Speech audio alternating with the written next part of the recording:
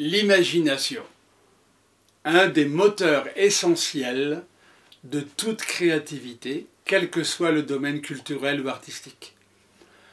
En littérature, on en a besoin, dans la poésie, dans les romans et même dans les nouvelles. D'ailleurs, au sujet de ces dernières, Baudelaire disait: parmi les domaines littéraires où l'imagination peut obtenir les plus heureux résultats, peut récolter les trésors, il en est un que Poe affectionne particulièrement, c'est la nouvelle. Elle a sur le roman cet immense avantage que sa brièveté ajoute à l'intensité de l'effet.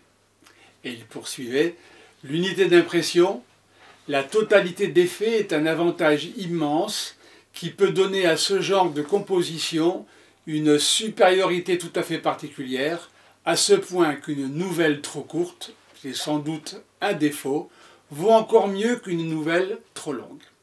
Et enfin, il terminait: si la première phrase n'est pas écrite en vue de préparer cette impression finale, l'œuvre est manquée dès le début.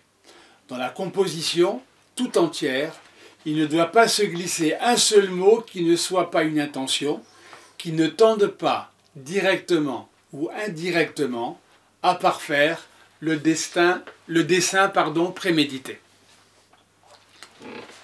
Alors c'est à partir de cette combinaison de réflexions que je vous propose aujourd'hui de vous parler de l'essence même de l'écriture de mes nouvelles, le pouvoir de l'imagination. En général, c'est le matin à 6 h que je m'installe devant mon ordinateur pour écrire. Enfin, écrire est un bien grand mot, puisqu'aujourd'hui, quasiment plus personne n'écrit. Mais non, tout le monde tape. Tout le monde tape sur un clavier. D'ailleurs, les éditeurs ne réclament plus de manuscrits. Non, ils demandent des tapuscrits, néologisme qui, bien sûr, fait référence au texte né sous l'action des doigts. Bref, je m'installe devant l'écran et le clavier de mon ordinateur pour écrire ma nouvelle. Enfin, si j'en ai l'idée. Parfois, les auteurs n'ont pas forcément les idées d'emblée. Autrefois, quand c'était le cas, on disait d'un auteur qu'il était confronté au syndrome de la page blanche. Est-ce qu'aujourd'hui, on dit d'un auteur qui a le même problème qu'il est confronté au syndrome de l'écran blanc? Ben non, bien sûr. Un écran n'est jamais blanc. Il y a toujours un curseur qui clignote, il y a toujours une barre d'outils du logiciel de traitement de texte affichée sur la partie supérieure de l'écran. Et la deuxième, c'est que cette expression n'existe pas. Cette expression, même si elle existait, elle ne serait pas cautionnée par quiconque, tellement elle est ridicule, sauf peut-être par ceux qui aiment faire de l'humour. Non, si vraiment il y a un manque d'idées, c'est qu'il y a une panne d'imagination. Qu'est-ce que l'imagination? À la racine, il y a le mot « image ». Cela signifie qu'il va falloir activer des images dans son esprit, se les projeter sur son propre écran intérieur pour essayer de se les représenter mentalement.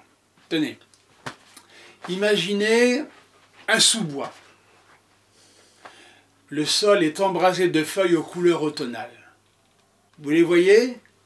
Non, si vous ne les voyez pas, c'est que votre effort de concentration n'est pas suffisamment axé sur le processus créatif de votre imaginaire. Je vous propose de vous expliquer comment il faut procéder. D'abord, il faut fermer les yeux, se laisser imprégner par le décor, ce décor automnal. Vous la voyez maintenant, la lumière qui traverse les cimes des arbres et tombe sur le sol couvert de feuilles mortes? Là où votre imaginaire va avoir un grand rôle, c'est quand vous allez devoir vous immerger vous-même dans ce décor. Vous allez devoir faire un effort de concentration supplémentaire afin que la visualisation mentale vous permette de vous effacer progressivement de votre espace de travail et vous immergez dans l'univers que vous avez créé. Vous y êtes. Vous pénétrez dans ce nouvel environnement. Vous respirez les odeurs spécifiques à cette saison qui prépare la nature à affronter l'hiver. Vous vous émerveillez de ce miracle naturel et, les mains dans les poches, vous imprégnez de tous les éléments que vous avez créés dans votre esprit, en vous appuyant bien sûr à cet instant sur des images que vous avez déjà enregistrées, mémorisées. Nous appelons ça les souvenirs. Là où vraiment l'imagination intervient, c'est dans l'action que vous allez inventer maintenant. C'est l'automne, mais c'est aussi la période de la chasse. Alors que vous vous laissez envahir de sensations liées à votre perception de la nature, là, vous venez de créer une situation. Le coup de fusil, la balle qui siffle pas très loin de vous, voilà, vous y êtes. Vous êtes au cœur de l'action. Bon, à ce niveau d'imagination, vous vous rendez compte que ça devient n'importe quoi. On dit à cet instant qu'elle s'emballe. Vous ne maîtrisez pas tout. Vous vous rendez compte que là, sans mauvais jeu de mots, vous redescendez sur terre. Vous savez que votre imagination débordante vous a emporté au-delà des limites de la cohérence.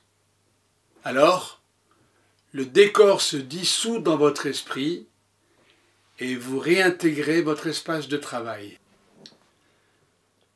Voilà où l'imagination peut vous emporter. Il est évident que tout cela demande à être structuré et construit. Pour écrire une nouvelle, il vous faut un fil conducteur, en plus de l'imagination, un fil conducteur qui va vous entraîner jusqu'à la chute.